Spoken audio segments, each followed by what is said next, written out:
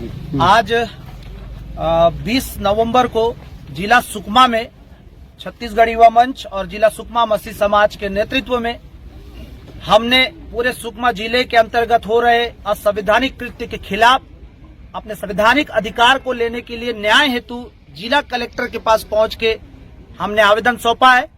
17 तारीख को मिचवार में जिस प्रकार से मसीह मानने वालों का फसल कटाई को करके लूट के जो ले गया है उसके खिलाफ में हमने न्याय मांगा है।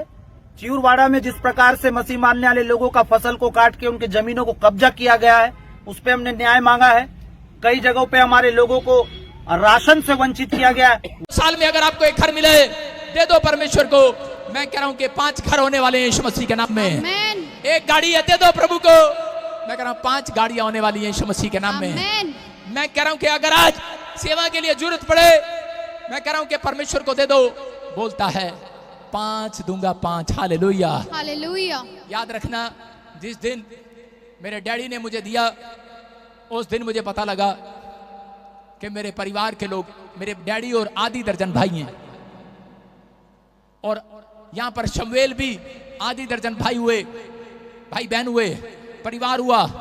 आज बहुत सारे लोग परमेश्वर के सामने अरदास करते हैं और बोलते हैं परमेश्वर कि तू मेरी सुधि ले ले। अरे क्यों ले ले वो सुधि? क्या किया है आपने चर्च के लिए? कह रहा क्या किया है सेवा के लिए, प्रभु के लिए? किसी ने पूछा है प्रभु के बारे में? कह रहा कोई आता है?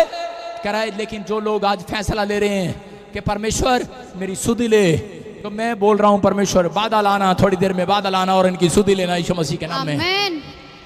मैं क्या कह रहा हूं वो बादल आएगा, शीशों का शोर आपके कानों में सुनाई देगा, आपकी कंगाई का शोर आपके कानों में सुनाई देगा, आपकी गवाही देगा। मेरे राइट हैंड से बादल आएगा और आपके घर आशीष आएगी, बारिश आएगी यीशु मसीह के नाम में। मैं कह रहा हूं मेरे खुदा मेरी सुनता है। Hallelujah hallelujah. मैं क्या कह रहा हूं आपके घर आशीष आएंगी चर्च।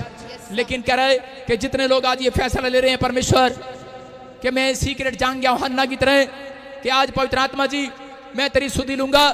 पवित्र आत्मा ऐसे लोगों की सुधि लेगा। आज अगर अब तक बच्चा नहीं हुआ, हन्ना जानती थी परमेश्वर को खुश करना। आज बहुत सारे लोग बोलते हैं परमेश्वर कैसे खुश होगा, लेकिन यहाँ पर एक बार एक औरत थी, मसीह थी, चर्च में जाती लेकिन कभी परमेश्वर के कामों की सुधि नहीं लेती।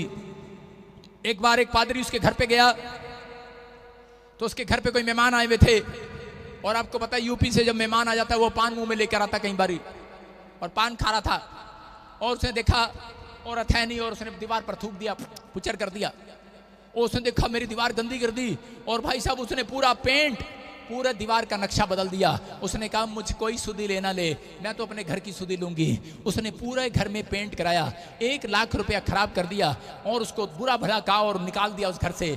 लेकिन उसके बाद पादरी तो वहां से चला गया, लेकिन कुछ सालों के बाद पादरी ने देखा, दोबारा प्रार्थना करने के लिए गया, बोलते वो यहाँ पर नहीं रहते, उनके ऊपर इतना कर्जा हो गया वो मकान बेचकर चले गए हैं, कहीं पर कर्जा हो गया उसकी औरत के ऊपर। क्यों? क्योंकि वो चर्च में कभी आई, कभी उसने सुधि नहीं लिया कि परमेश्वर का टेंट फटा हुआ है, कोई डंडा टूटा हुआ है, कूलर नहीं है, पंखे नहीं है, खाने के लिए नहीं है, कभी किसी ने नहीं पूछा। कह रहे नहीं पूछते लोग, जब तक उनसे मांगा नहीं जाता तब तक वो दिल नहीं खोलते। लेकिन कह रहा है कि देना वो होता है, कह रहा है जो बिना कहे किया जाता है। कह रहा है यहां पर हन्ना ने बिना के परमेश्वर को कहा परमेश्वर मैं तुझे आज दान करती हूं। मैं कह रहा हूं कि कोई जरूरी नहीं है कि आपके पास पैसा है, नहीं है। मैं कह रहा हूं पैसा ही सब कुछ नहीं है। अगर आपके पास पैसा नहीं है आप परमेश्वर को बोलना स्टार्ट करो कि परमेश्वर मैं एक संडे मैं तुझे सेवा के लिए अपने आप को अर्पण करती हूं। जब आप आओ यहां पर झाड़ू लगाओ, दरी बिछाने के लिए सेवा दो। भाई साहब मैं करनाल के अंदर था और मैंने देखा करनाल के अंदर के लोग एक सत्संग में जो प्रभु को नहीं जानते वो लोग वहां पर खड़े हुए लाइन में खड़े थे और क्या क्या क्या मांग रहे थे। मैंने पूछा क्या बट रहा है यहाँ पर? बाहर लाइन लगी हुई है, क्या बट रहा है? छोले पूरी क्या कोई प्रसाद बट रहा है क्या? बोलते नहीं। कह रहे यहाँ पर सेवा बट रही है, सेवा। मैं हैरान हो गया, मैंने कहा कैसी सेवा बट रही है? लेकिन वहां पर एक आदमी खड़ा था और उसको बार बार बाहर निकाल रहे थे। वो कह रहे जाओ जाओ। उसने कहा यार कह रहे सब सेवा खत्म हो गई, दरी बिछाने की, टेंट बिछाने की, लेकिन कह रहा कौन सी सेवा बची है? तो God bless you all of you, सबको जय मसीह की। फ्रेंड्स, हम लोग जो आज प्रार्थना निवेदनों में लगे हुए हैं, प्रभु आप सबके लिए मार्ग खोल रहा है और आपको वो चीज़ बहुत जल्दी नज़र आने लग जाएगी। जिस तरफ से आज हम लोग प्रेयर मीटिंग्स में हैं और हम लोग अपनी प्रार्थना निवेदन भेज रहे हैं, क्योंकि हम लोग परमेश्वर के निकट हैं। जितना हम परमेश्वर को पुकारेंगे उतना परमेश्वर हमारे पास होगा, क्योंकि वचन कहता है कि ढूंढोगे तो पाओगे और खटखटाओगे तो तुम्हारे लिए खोला जाएगा, क्योंकि वो हृदय के द्वार पर खटखटाता है और हमारे लिए खड़ा हुआ है। तो जो लोग विश्वास करते हैं मेरे भाई बहनों, आज उन सब के लिए प्रभु बहुत बड़ा मार्ग खोलने वाला है। तो इस वीडियो के द्वारा जो मैंने आपको बताया, आप अपने आप को बैलेंस करें, स्थिर करें, क्योंकि परमेश्वर का वचन कहता है कि आप किसी भी हालत में हो। मेरे फ्रेंड्स, मैं जानता हूँ, मेरे भाइयों, कि हम लोग प्रभु को जानने के बाद बहुत परेशानियों में जाते हैं, क्योंकि हमारे अंदर कटनी होती है, हमारे अंदर बहुत सारी बुराइयां होती है, हमारी फैमिली के अंदर हमें बहुत सारी अनरिस्पेक्टेड चीज़ें देखनी पड़ती है और वही चीज़ हमारे को बहुत कुछ टॉर्चर दे जाती है और हमारी मेंटल हेल्थ बिगड़ जाती है। हमारी ऑल ओवर जो भी हमारे टारगेट्स होते हैं वो सब कुछ हमारे टारगेट्स हट जाते हैं।